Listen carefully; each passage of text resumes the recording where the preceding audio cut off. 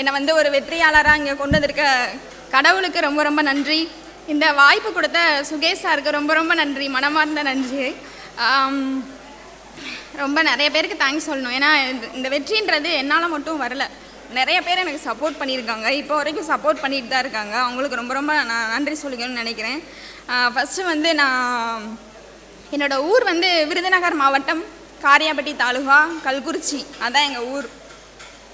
2018 நான் ப்ரிப்பரேஷன் வந்து ஸ்டார்ட் பண்ணேன். அப்போது இதே கிளாஸில் தான் நான் வந்து ஃபஸ்ட்டு ஜாயின் பண்ணி கிளாஸ் அட்டன் பண்ணேன். ஒரு 6 மாதம் வந்து நான் படிச்சிருப்பேன்.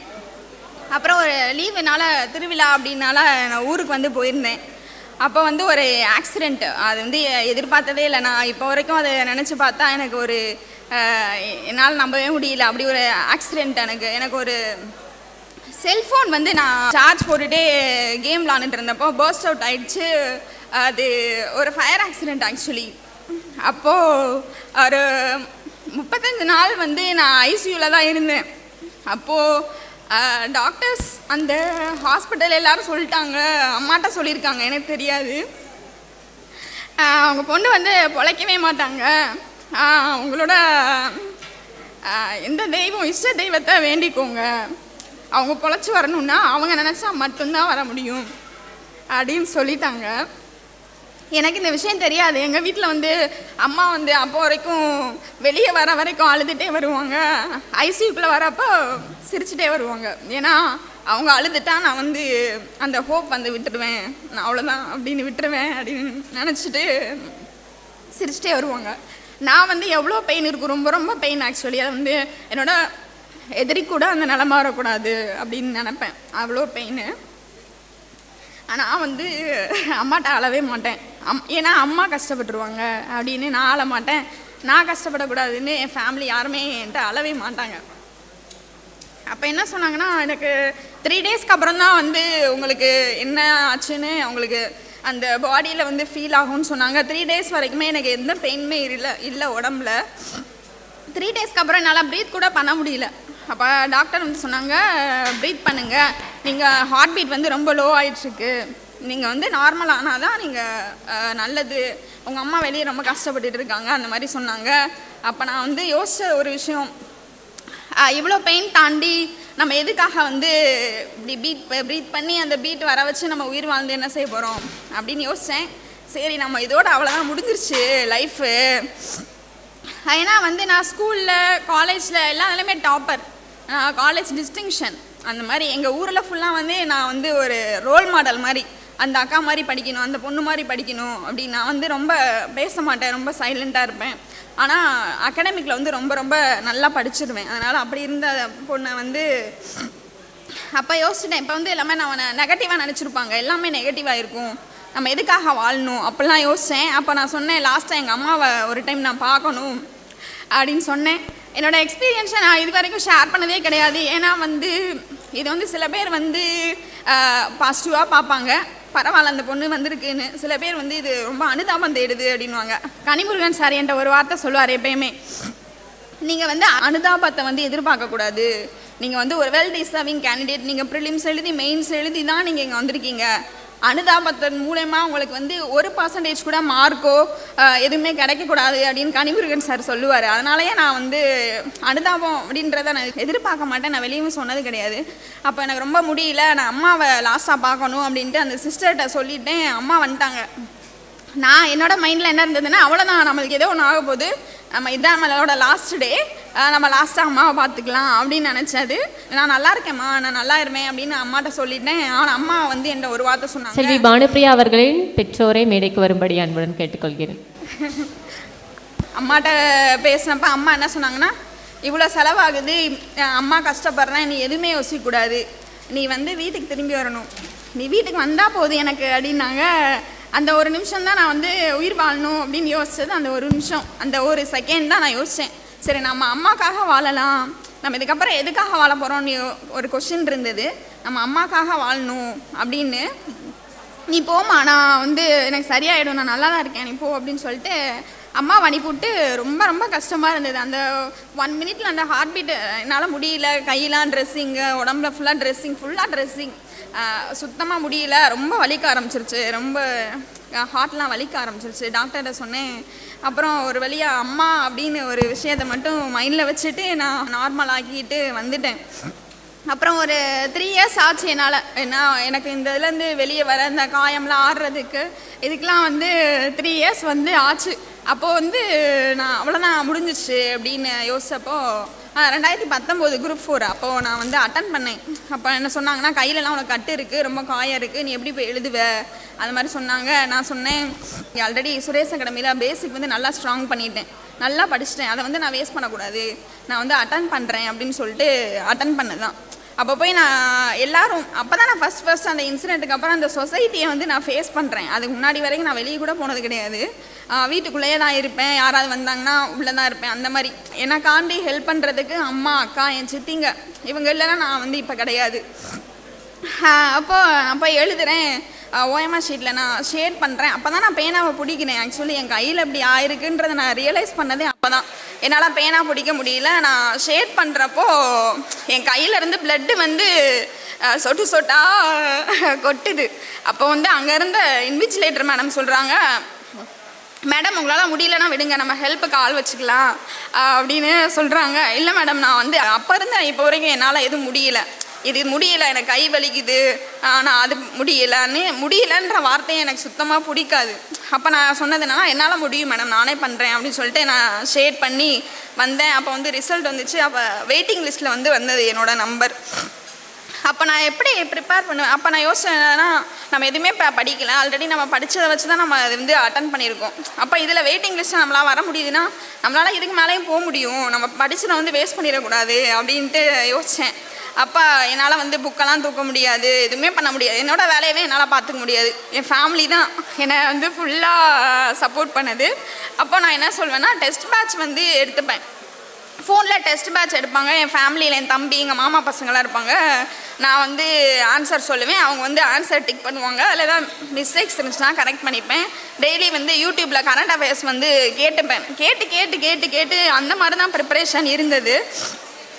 டெய்லி வாரத்தில் 2 நாள் ஹாஸ்பிட்டல் போகணும், போயிட்டு திரும்ப அதோடையே தான் நான் ப்ரிப்பேர் பண்ணேன். என்னோடய படிப்பை மட்டும் நான் எந்த ரீசனுக்காகவும் நான் விடவே கிடையாது. எல்லோரும் கேட்பாங்க, நீ இதுக்கு மேலே படித்து நீ என்ன பண்ண போகிற, உன் லைஃபே போயிடுச்சு, இதுக்கப்புறம் நீ படித்து என்ன பண்ண போகிற, ஆஃபீஸராக என்ன பண்ண போகிற அப்படின்லாம் கேட்பாங்க. நான் அப்போலாம் பதில் கூட சொல்ல மாட்டேன். அவங்களுக்கு நான் அதுக்கு பதில் சொல்லணும், அந்த மாதிரி நான் யோசிச்சது உண்டு. அப்போ எங்கள் சித்தப்பா ஒருத்தவங்க, கருப்பையான ஒரு சித்தப்பா, அவங்க எஜுகேஷன் டிபார்ட்மெண்ட்டில் இன்ஸ்பெக்டராக இருக்காங்க திருச்சியில். அவங்க சொன்னாங்க, கையே இல்லாதவங்களுக்கு கூட லைஃப் இருக்குடா, வெளியே வா, இது இப்படி நீ ஒரு காம்ப்ளெக்ஸ் வச்சுக்கூடாது, நீ நல்லா படிக்கிற பொண்ணு, வெளியே வா அப்படின்னு சொல்லிட்டு அவங்க கூட்டிகிட்டு போய் அவங்களோட ஃப்ரெண்டோட இன்ஸ்டியூட்டில், அங்கே அந்த இன்ஸ்டியூட்டில் சேர்த்து விட்டாங்க. அங்கே எப்படின்னா, நான் க்ளவுஸ் போட்டுட்டு தான் போவேன். வெளியே போனால் ஏன்ப்பா என்னாச்சு, கையில் என்னாச்சு, எல்லாரும் அவ்வளோ பேர் 1000 பேர் கேட்பாங்க. அதில் நிறைய பேர் பரிதாபமாக பாவமாக தான் கேட்பாங்க, என்னாச்சுப்பா என்னாச்சு அப்படின்னு. நிறையா ஆன்சர் பண்ணி நான் டயர்ட் ஆகிட்டேன். அதனாலே நான் வீட்டுக்கே போக கிடையாது. 2022 நான் ஸ்டார்ட் பண்ணேன் ப்ரிப்பரேஷன். நான் ஸ்டார்ட் பண்ணது 2022லேருந்து 23 வரைக்குமே நான் வீட்டுக்கே வரமாட்டேன். எந்த ஒரு ரிலேஷன் ஃபங்க்ஷன்ஸும் அட்டன் பண்ண மாட்டேன். ஏதாச்சும் நெகட்டிவாக பேசினாங்கன்னா அவங்கள நான் அலோவ் பண்ணவே மாட்டேன். எனக்குன்னு ஒரு சர்க்கிள் வச்சுப்பேன். என்னை யார் மோட்டிவேட் பண்ணுறாங்க, சப்போர்ட் பண்ணுறாங்களோ அவங்கள மட்டும்தான் நான் வச்சுப்பேனே. நான் ஏதாவது ஒரு நெகட்டிவாக பேசினா என் ஃபேமிலி மெம்பர்ஸ் யாராக இருந்தால் என்ன, என் ஃபேமிலி மெம்பர்ஸ், எங்கள் அம்மாவே அப்பப்போ கோவம் வரும் அவங்களுக்கு. ரொம்ப அவங்களுக்கு என்னன்னா, அம்மா ஒரு டீச்சர். ஆக்சுவலி எங்கள் அம்மா ஹெச்எம். அங்கே நிறைய பேரை வழி நடத்தி கூட்டிகிட்டு போயிருக்காங்க. நம்ம பொண்ணுங்க இந்த நிலமை அப்படின்றப்போ அவங்களால அதை ஏற்றுக்க முடியல. அதனால் அவங்களோட போல்ட்னஸ் தான் நான் இப்போ நிற்கிறதுக்கு காரணம். ஒரு நிமிஷத்தில் சொல்லிட்டாங்க, அப்பா இல்லாத பொண்ணு. எனக்கு அப்பா நான் சின்ன வயசில் நான் 7th படிக்கிறப்பே ஒரு பைக் ஆக்சிடெண்ட்டில் இறந்துட்டாங்க. அப்பா இல்லாத பொண்ணு, அவங்க அப்பா இருந்திருந்தால் இப்படி ஆயிருக்காது அப்படின்னு சொன்னாங்க. அப்போது அம்மா சொன்னாங்க, இவ்வளோ நாள் நான் எந்த வார்த்தையும் இவங்களாம் சொல்லிடக்கூடாதுன்னு நினச்சோன்னோ அந்த ஒரு இன்சிடெண்ட்டில் நீ சொல்ல வச்சிட்டல அப்படின்னு அழுதாங்க. அது ரொம்ப ரொம்ப என்னோட உடம்புல இருக்க காயத்தை விட எங்கள் அம்மாவோட அந்த வார்த்தை என்னை ரொம்ப தாக்குச்சு.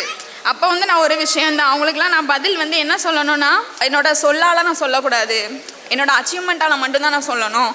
எவன் எங்கள் ஊரில் பேசினானோ எல்லாவரையும் என்னோட கார் கதவை திறக்க வைப்பேன் நான், அவ்வளோதான். அதை மட்டும்தான் நான் மைண்டில் வச்சுக்கிட்டே இருந்தேன். யாரெல்லாம் என்ன சொன்னாங்களோ வந்து அவங்க அப்பா இல்லாதனால தான் அப்படி ஆயிடுச்சு, எங்கள் அம்மாவோட வளர்ப்பை பற்றி யாரெல்லாம் தப்பாக பேசுனீங்களோ அவங்களுக்குலாம் தெரிஞ்சுக்கோங்க. எங்கள் அம்மாவோட வளர்ப்பால் தான் நான் வந்து இங்கே வந்து நிற்கிறேன். எங்கள் அம்மாவோட சப்போர்ட்னால தான் நான் வந்து இங்கே நிற்கிறேன். இப்போ நான் ஒரு குரூப் 1 ஆஃபீஸர். இப்போ வந்து நிறைய பேர் சொல்கிறாங்க அவங்க பொண்ணெல்லாம் யார் மேரேஜ் பண்ணிப்பா அப்படி இப்படின்னு. எங்கள் அம்மாவுக்கு ரொம்ப பயம்.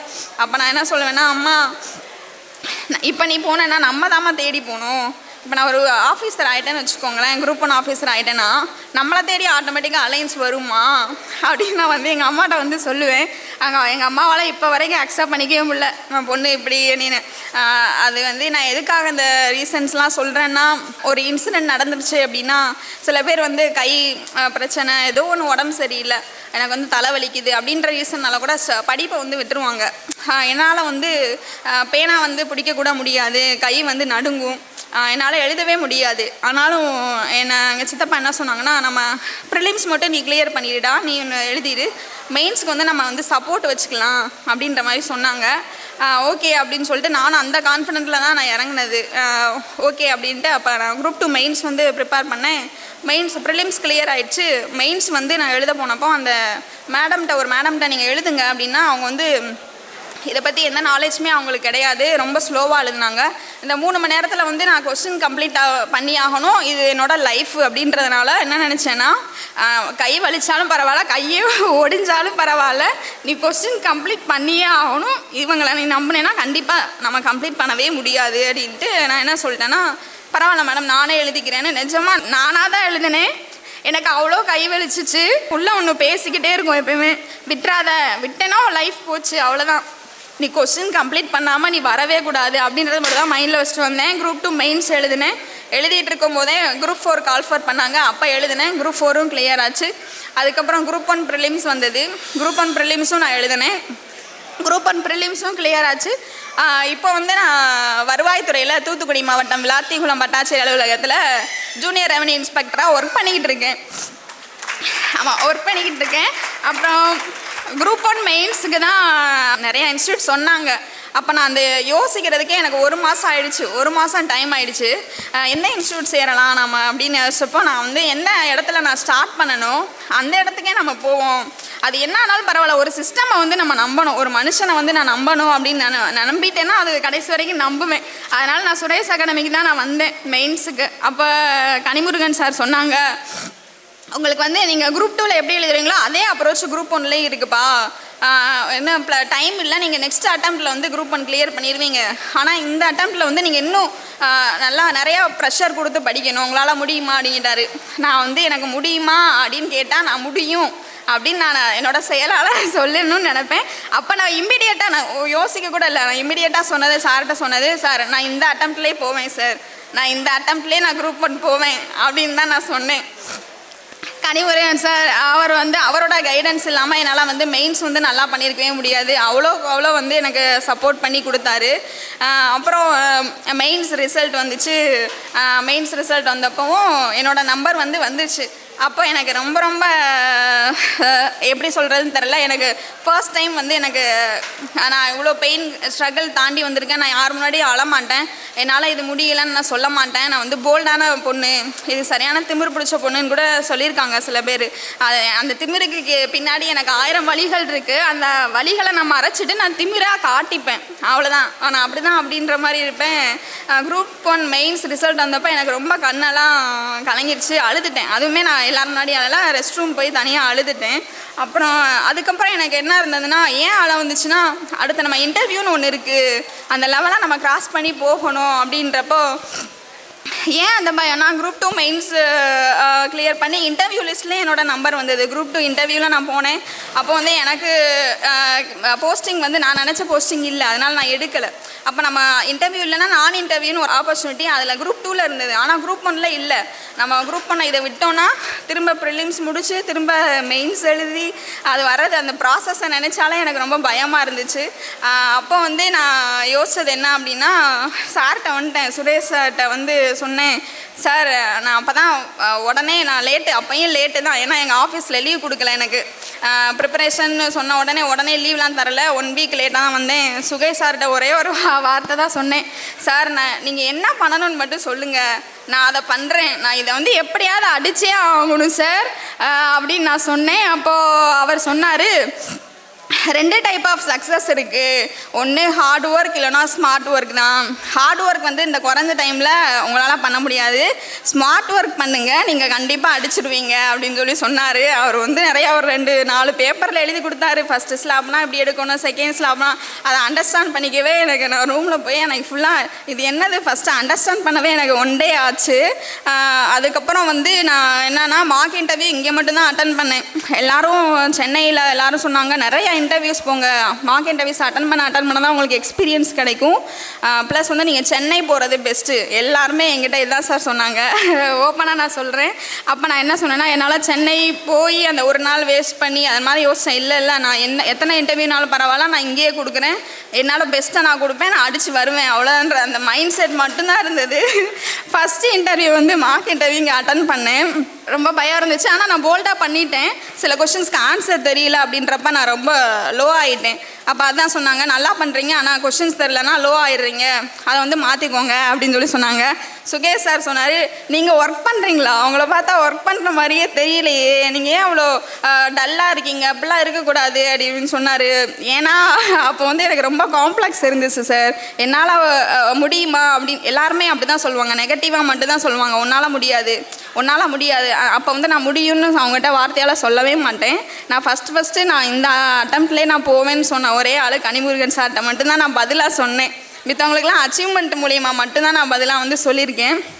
இங்கே மார்க் இன்டர்வியூ அட்டன் பண்ணால் இங்கே ஒரு 5 இன்டர்வியூ வந்து நாங்கள் மார்க் இன்டர்வியூ வந்து கொடுத்தோன்னே சென்னை போய் 2 டேஸ்க்கு முன்னாடியே நான் சென்னை போயிட்டேன். அதுக்கப்புறம் என்ன பண்ணணும் ரொம்ப பயம், எனக்கு ரொம்ப படன்னு பயமாக இருந்துச்சு. இது எப்படியாச்சும் நம்ம கிளியர் பண்ணியே ஆகணும். ஏன்னா எனக்கு இந்த இன்சிடெண்ட் நடந்தப்போ எனக்கு யாருமே எந்த கைடன்ஸும் கொடுக்கல, இது எந்த சப்போர்ட்டுமே கிடையாது. எனக்கு ஒரு என் அம்மா என் ஃபேமிலி இருந்ததுனால நான் வந்து வெளியே வந்துட்டேன். பாய்ஸ் அண்ட் கேர்ள்ஸ் நிறைய பேர் இந்த மாதிரி ஏதோ ஒரு வாழ்க்கையில் இன்சிடென்ட் நடந்துச்சுன்னா அதோட லைஃப் முடிஞ்சிருச்சு அப்படின்னு வீட்டுக்குள்ளேயே முடங்கிடுவாங்க. அவங்ககிட்ட போய் நான் வந்து உங்களால் முடியும் வாங்க அப்படின்னு சொன்னால், யாருமா நீ பாட்டுக்கு ஏதோ பேசிகிட்டு இருக்கேன்னுவாங்க. இப்போ நான் வந்து அச்சீவ் பண்ணிவிட்டு நான் சொன்னேன் அப்படின்னா, அந்த பொண்ணு இந்த பாப்பாவால் முடியுது, இந்த அக்காவால் முடியுதுன்னா என்னாலே முடியும், அந்த அக்கா சொல்லியிருக்காங்கன்ட்டு ஒரு 4 பேர் வருவாங்க.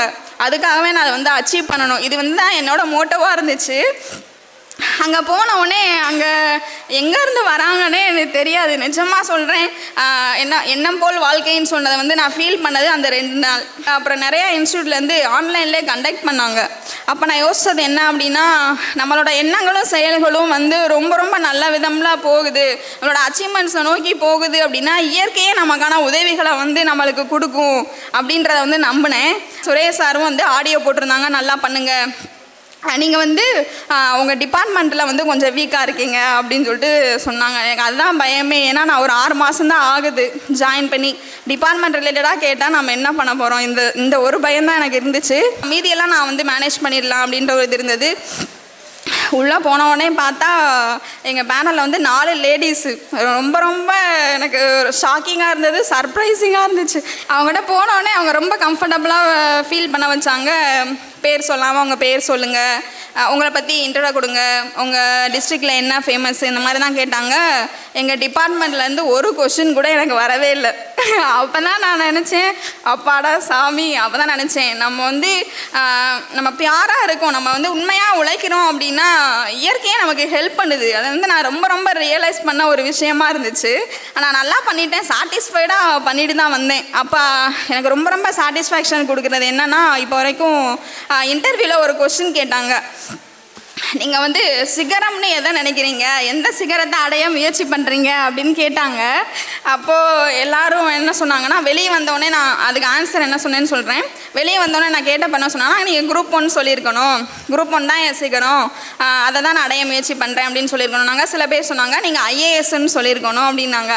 எனக்கு என்ன தோணுச்சுன்னெலாம் தெரியாது. அந்த டைமில் போய் நான் என்ன சொன்னேன்னா, சிகரம்ன்றது என்னை பொறுத்த வரைக்கும் ஒரு லிமிட்டு, ஒரு பவுண்ட்ரி மாதிரி. அந்த சிகரத்தை அடைஞ்சிட்டோன்னா அதுக்கப்புறம் நம்ம என்ன பண்ணுவோன்றது அதுக்கப்புறம் தான் யோசிப்போம். அந்த மாதிரி பர்சனாலிட்டி நான் இல்லை.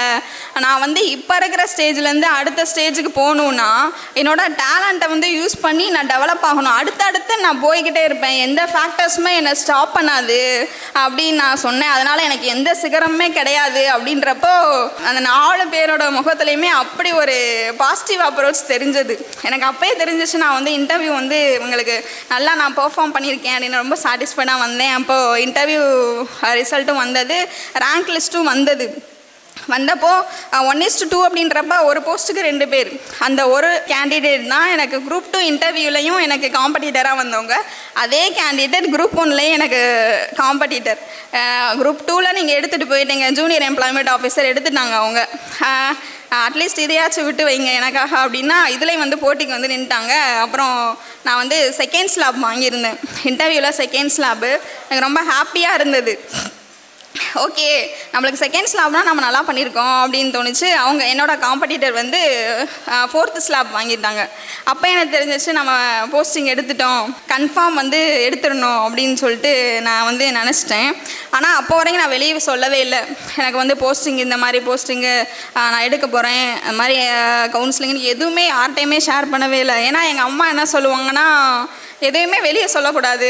இப்போ கூட எங்கள் அம்மா திட்டுவாங்க போனதுக்கப்புறம், எதுக்கு அழுத, எதுக்கு இதெல்லாம் ஷேர் பண்ண அப்படின்னு கேட்ப திட்டுவாங்க, எனக்கு தெரியும். ஏன்னா அது சொசைட்டி அந்த மாதிரி.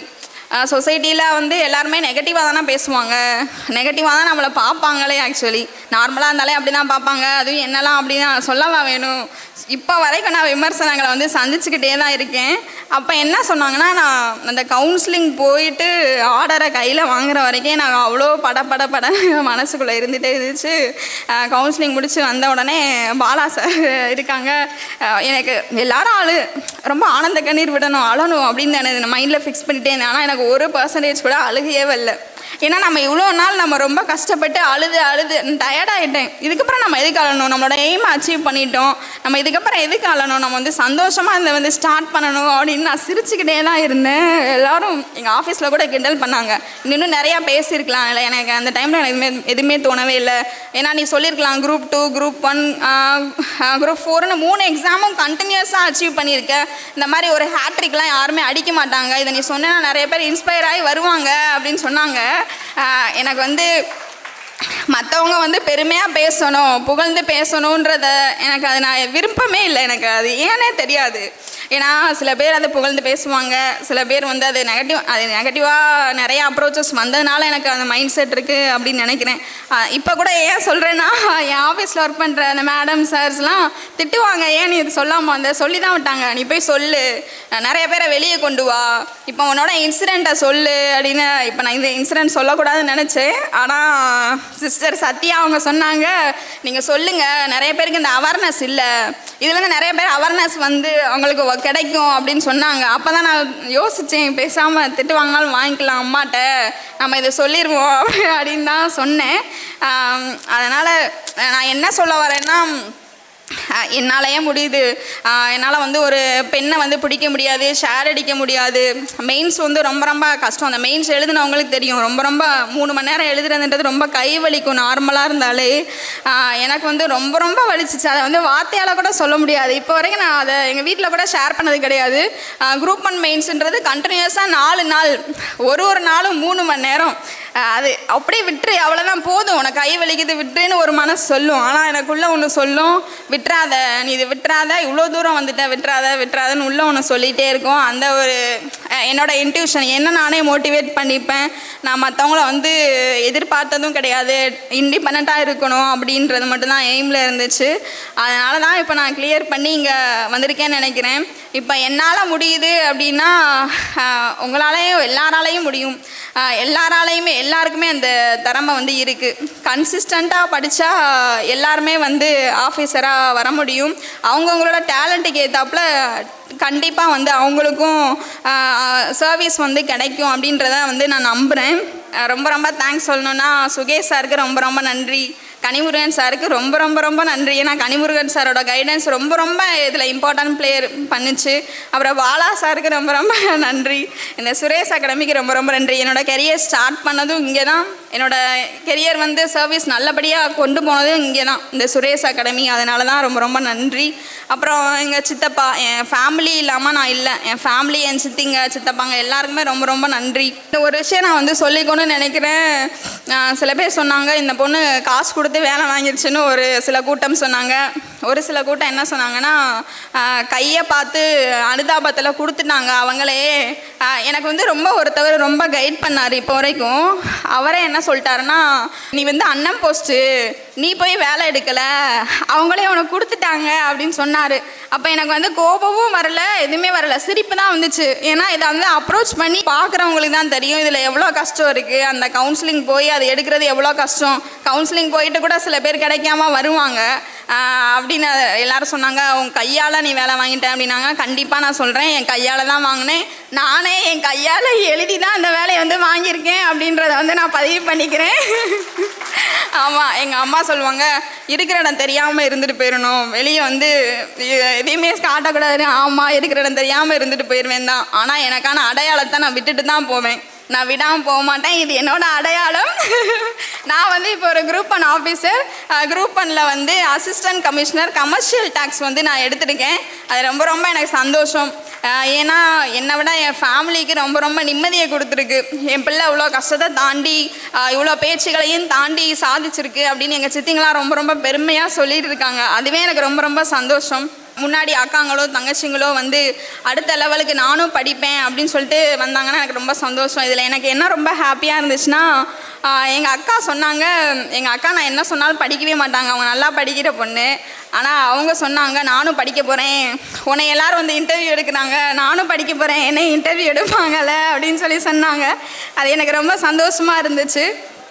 அப்புறம் இதோட வெற்றி வந்து ஃபுல்லாக எங்கள் அம்மாவுக்கு தான். எங்கள் அம்மாவை பேசணும்னு நான் நினைக்கிறேன். அனைவருக்கும் வணக்கம். நான் வந்து எங்கள் பாப்பா அழுதுச்சு, நான் அழுக மாட்டேன், எனக்கு நம்பிக்கை இருக்குது. அதனால் நான் பிள்ளைகளை எந்தளவுக்கு கொண்டு வந்துடுவேன் அப்படின்ற ஒரு நம்பிக்கையை வச்சு நான் அழவே மாட்டேன். பாப்பா என்கிட்ட தான் படிச்சிச்சு. நான் டீச்சர், 3rd ஸ்டாண்டர்ட் நான் கிளாஸ் எடுக்கும்போது என்கிட்ட படிச்சிச்சு. அப்போ ஹெச்எம் கூப்பிட்டு விடுவாங்க. நான் போயிட்டேன்னா இது சொல்லும், என்ன பொழுதுனைக்கு ஆஃபீஸ் ரூமுக்கே போயிடுறீங்க, சுப்பீரியர் வந்து அவங்கள நான் மாட்டி விட்டுருவேன், எங்களுக்கு பாடம் எடுக்காமல் ஹெச்எம் ரூமுக்கே போயிடுறீங்கன்னு சொல்லும். என்னையவே மாட்டி விட போதான், நான் இதுக்கு கிளாஸ் எடுக்கலையா. அப்போயே நான் நினச்சேன் இந்த பிள்ளை பெரிய லெவலுக்கு வரும் அப்படின்னு நினச்சேன். அதனால் லெவலுக்கு வந்துடும், நான் அழுகவே மாட்டேன். எனக்கு வந்து எங்கள் சார் இல்லைல்ல, 2 ஆள் பலம் எனக்கு இருக்குது, எங்கள் சார் பலமும் எனக்கு சேர்ந்துருக்கு. அதனால் எங்கள் பிள்ளைய வந்து இன்னும் இதோடு நான் விட மாட்டேன். இன்னும் ஏதாவது யூபிஎஸ் ஏதாவது படிக்க சொல்லுவேன், நல்ல லெவலுக்கு கொண்டு போக வைப்பேன். எங்கள் பாப்பா மேலே நான் நம்பிக்கை வைப்பேன். யார் யார் என்னென்ன சொன்னாலும் நான் கேட்க மாட்டேன், நம்பிக்கை இருக்குது, என் பிள்ளைய மேலே எனக்கு நம்பிக்கை இருக்குது அப்படின்னு நான் நம்பிக்கையோடு இருந்தேன். எங்கள் பாப்பா அந்த நம்பிக்கையை காப்பாற்றிருச்சு. இதில் எனக்கு ரொம்ப சந்தோஷமாக இருக்குது. அடுத்து சுரேஷ் அகாடமி சார் உங்களுக்கெல்லாம் ரொம்ப நன்றி. என் பிள்ளைய மாதிரி இன்னும் கோடான கோடி பிள்ளைகளை உருவாக்குறதுக்கு உங்களுக்கு கடவுள் வந்து தீர்க்க ஆயுசையும் நல்ல ஒரு செல்வாக்கு 16 செல்வங்களையும் கொடுக்கணும்னு நான் வேண்டிக்கிட்டு எல்லா பேருக்கும் நன்றி சொல்லிக்கிறேன். சுரேஷ் IAS அகாடமி, வெற்றியின் முகவரி.